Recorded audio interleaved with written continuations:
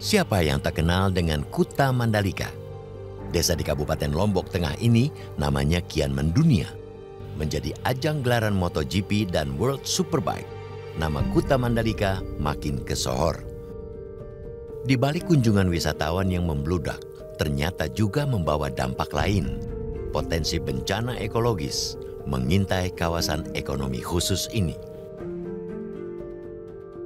Kuta Mandalika kini disesaki oleh bangunan villa hingga homestay. Kawasan perbukitan tak luput jadi sasaran. Bukit dikepras, disulap menjadi akomodasi hunian wisata.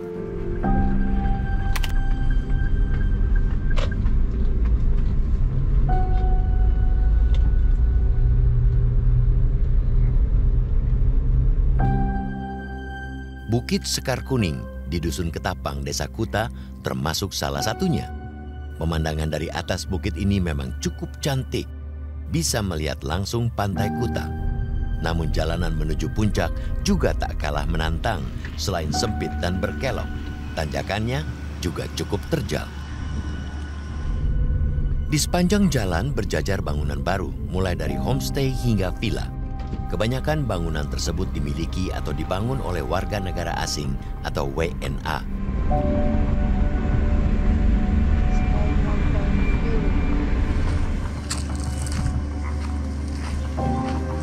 Di sebagian sisi puncak bukit ini juga sudah dikepras untuk dibuat villa. Pemilik lahan menyebut lahan ini sebenarnya sudah dibeli oleh seorang warga negara asing. Namun lantaran gagal melunasi pembayaran dalam jangka 1 tahun, ia menarik kembali sertifikat tanahnya.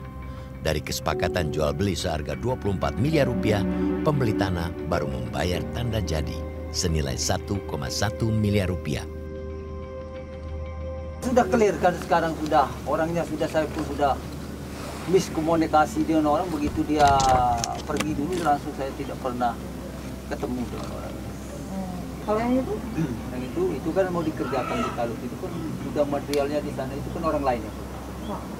Kalau punya Bapak yang mana? Ini sudah ada masuk hutannya. Yang ini? Yang semak itu. Batasnya mana Pak? Itu sampai sini? Ya sampai sebelah itu yang sudah, yang botak itu kan. Yang botak itu sampai dengan yang masih ada hutannya ini ya, sampai botak. Di pohon ini. Pohon ini? Kalau yang sebelah timur pohon ini, itu orang Perancis. Orang Perancis? Iya, sudah dari dulu dia beli sama bapak saya. Oh, belinya dari bapaknya Bapak juga? Bapak saya. Sebelum menikah. Kalau Bapak itu kemarin dengan orang WNA, apa perjanjiannya? Yang mau ya, orang Spanyol itu. Iya, Spanyol itu. Kan? Alvaro ya? Ada nama perjanjian itu. Apabila dia tidak melunasi sampai dalam jangka waktu 1 tahun, DP hangus dan sertifikat saya boleh saya tarik kembali. Emang dia kembalinya dia tarik. Oh, dia DP berapa? 100 DP. Nilai total ininya berapa? Transaksinya harusnya berapa? Masalah harga semuanya? Iya. Sekitar 24 M. Luasnya berapa tuh? Ada 4 hektar. 4 hektar. Harusnya jatuh tempo itu pelunasan kapan?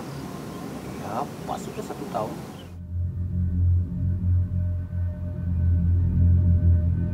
Tidak hanya Bukit Sekar Kuning yang dikupas atau dikepras. Di sepanjang perbukitan yang mengelilingi sirkuit Mandalika, banyak berdiri bangunan megah dan estetik. Diduga, villa-villa tersebut dimiliki oleh WNA dan disewakan. Padahal kasat mata terlihat tingkat kemiringan lereng bukit antara 30 hingga 45 derajat. Kawasan seperti ini tidak layak untuk pemukiman sebab resiko longsor mengintai sewaktu-waktu. Namun di Kuta Mandalika lain cerita. Para pemilik villa justru berlomba berburu kapling tanah perbukitan demi landscape dan panorama yang eksotik. Celakanya, sebagian bangunan homestay dan villa di Kuta Mandalika diduga banyak yang tidak memiliki izin alias liar. Dinas Penanaman Modal dan Perizinan Terpadu Satu Pintu Kabupaten Lombok Tengah mendata ada sedikitnya 216 bangunan ilegal di 3 dusun.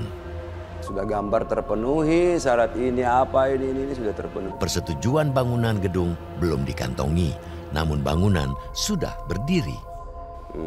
Melakukan pengawasan beberapa bulan yang lalu, yaitu ada di 3 dusun, yaitu dusun Mengalung, dusun Merendeng, sama Emong 1. Sesungguhnya bahwa pila-pila yang dikategorikan belum berizin tersebut masih dalam proses pengurusan izinnya. Karena awal-awal pemerintah daerah itu menghimbau, artinya mempermudah arus investasi masuk di Lombok Tengah dengan memberikan tenggang waktu sampai 1 tahun waktu itu, sehingga ini membuat satu geliat para investor itu membangun. Tapi prinsipnya Pak Bupati pada saat itu adalah kita permudah dulu. Ketika sudah membangun maka otomatis izin itu akan berjalan. Kan tidak mungkin mereka akan meninggalkan investasinya yang begitu banyak, hanya persoalan biaya izin yang hanya puluhan juta. Itu maksudnya beliau. Hanya untuk memancing.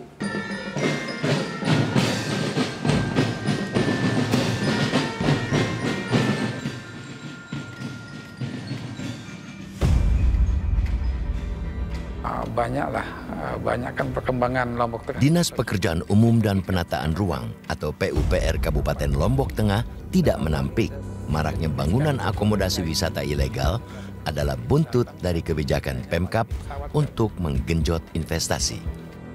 Berarti sampai tahapan akhir yang izin operasi itu juga belum ya Pak? Belum. Sama sekali belum, karena tahapan awal belum dilaksanakan. Waktu itu Pak, dan kondisi eksisnya kan memang ada di wilayah perbukitan seputaran utama itu boleh diakses sebenarnya itu? Sepanjang itu ada di zona pariwisata itu boleh dan boleh dengan catatan khusus gitu, catatan khusus.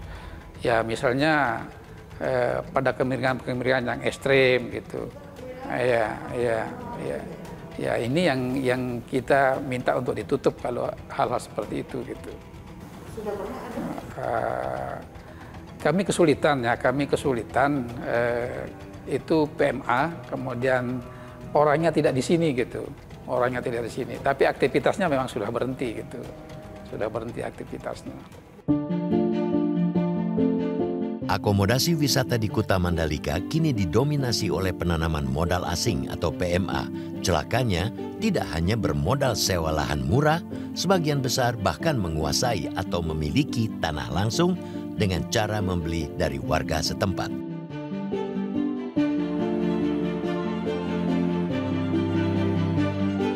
Jelajahi cara baru mendapatkan informasi. Download Metro TV Extend sekarang.